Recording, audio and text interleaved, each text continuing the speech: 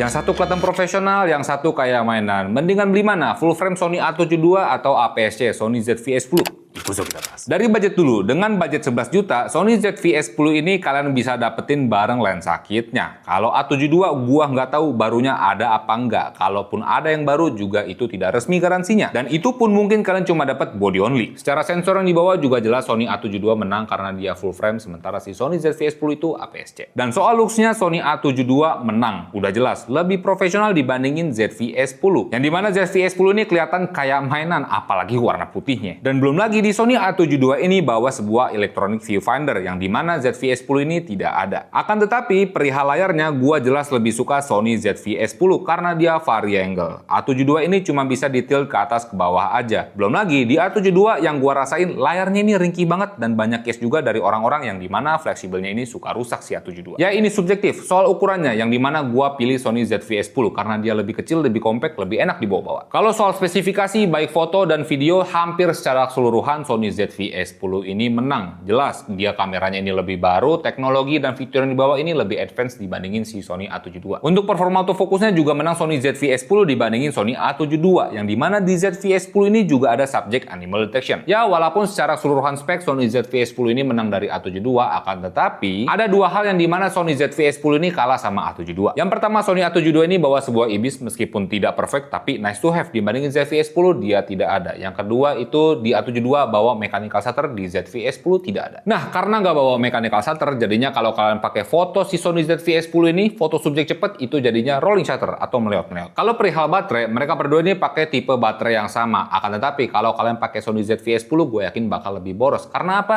Speknya hybrid dan gue yakin kalau kalian udah pilih Sony ZV-E10 kalian bakal pakai buat foto dan videonya juga. Jadinya bakal lebih boros si Sony ZV-E10. Sementara Sony A72 ini fotosentris banget. Fotonya oke, videonya jadul dan gue yakin kalau kalian pilih Sony A72 juga nggak bakal kepikiran buat dipakai video. Namun antara kedua kamera ini kalau kita masuknya ke ranah profesional ke depan klien gitu ya, Sony A72 ini punya looks yang kelihatan pro, value-nya lebih tinggi di mata klien gitu ya dibandingin ZV-E10. Ya mereka juga tidak peduli speknya seperti apa kalau tidak ngerti. Tapi kalau kalian lebih mentingin teknologi fitur yang lebih all around jelas pilih Sony ZV-E10. Dan menurut gua kameranya juga cocok buat kalian yang baru mulai di ranah yang lebih profesional gitu ya, tidak profesional banget atau misalnya kalian cuma pakai di casual baik foto dan videonya.